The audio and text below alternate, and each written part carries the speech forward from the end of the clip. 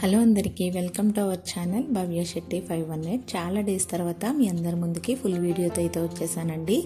Everyday shorts అయితే post చేస్తూ ఉంటాను, బట్ ఫుల్ వీడియో అప్పుడప్పుడే కదా పోస్ట్ చేస్తున్నాను.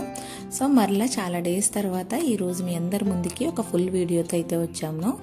ఏంటంటే ఇక్కడ టుడే వీడియో స్పెషల్. మేము బేలూరు టెంపుల్కి అయితే రావడం జరిగింది.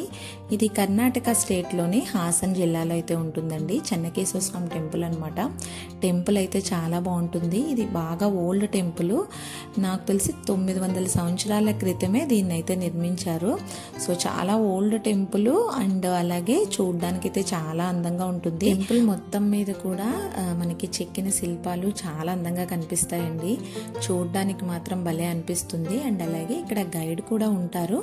మనకి టెంపుల్ విశిష్టత అంతా కూడా వివరించడం అయితే జరుగుతుంది. మేము ఇది 4th టైం వచ్చామండి టెంపుల్కి.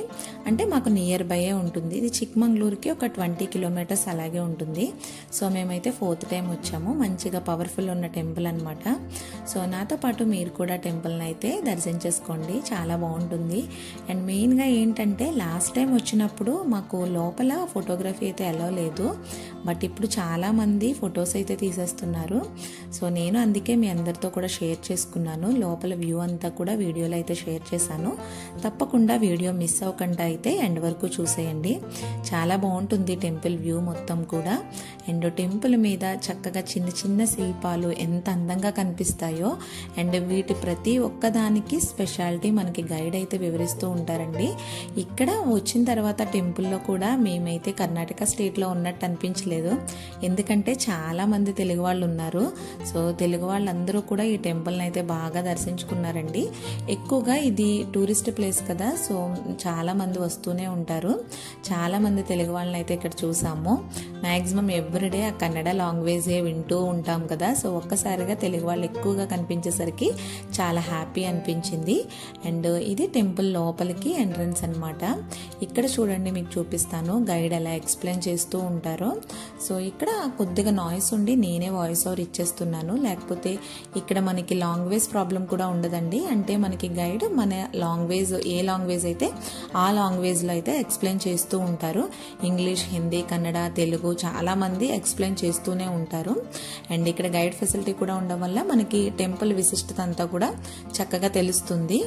అండ్ అలాగే ఇక్కడ నేను స్వామిని కూడా మీకు చూపిస్తాను. చూడండి, చెప్పాను కదా లాస్ట్ టైం అయితే అస్సలు ఫొటోస్ ఎలా లేదు, బట్ ఈసారి ఎంతమంది ఫొటోస్ వీడియోస్ అయితే తీసుకున్నారో.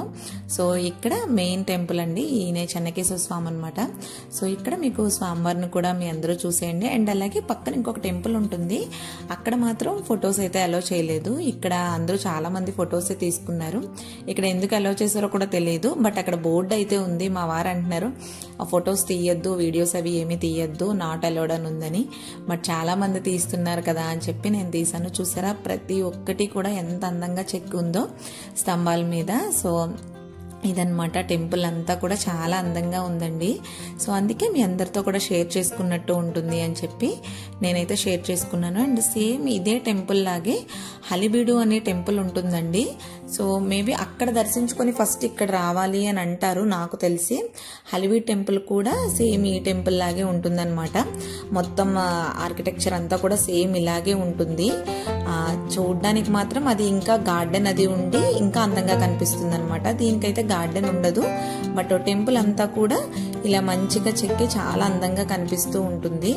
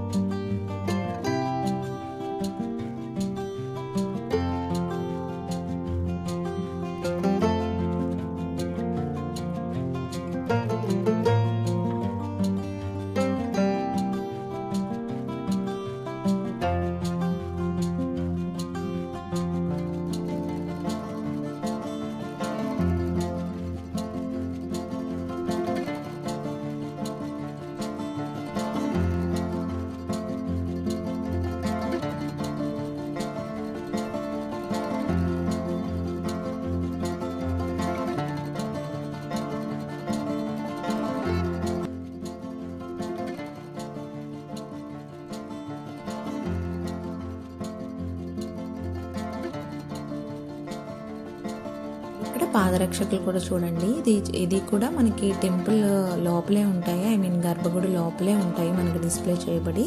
ఇవి కూడా మనమైతే దర్శించుకోవచ్చండి.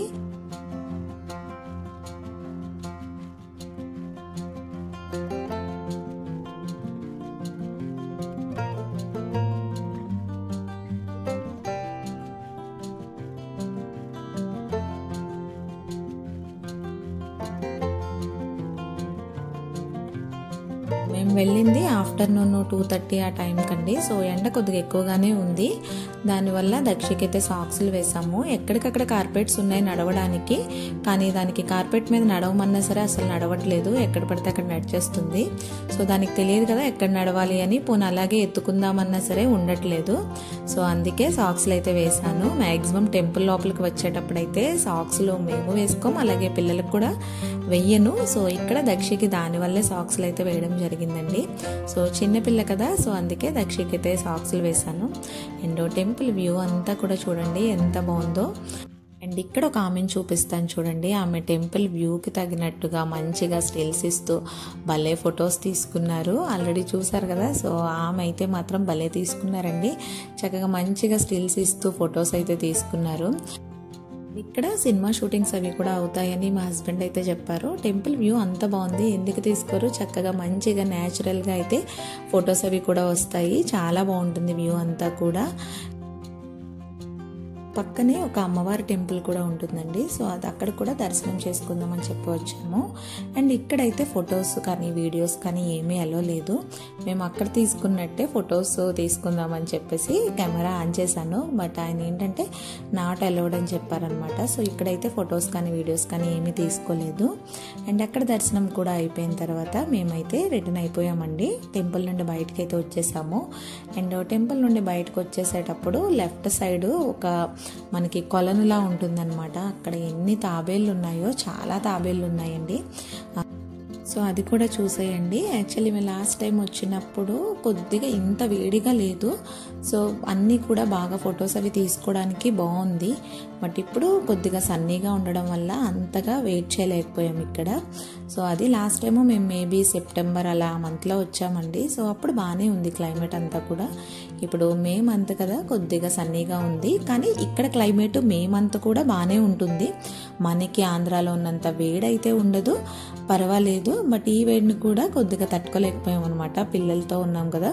సో అంతసేపు ఎక్కువగా టెంపుల్లో స్పెండ్ చేయలేకపోయాం. ఇక్కడ చూపిస్తున్నాను చూడండి తాబేళ్ళు అన్నీ కూడా ఎలా ఉన్నాయో.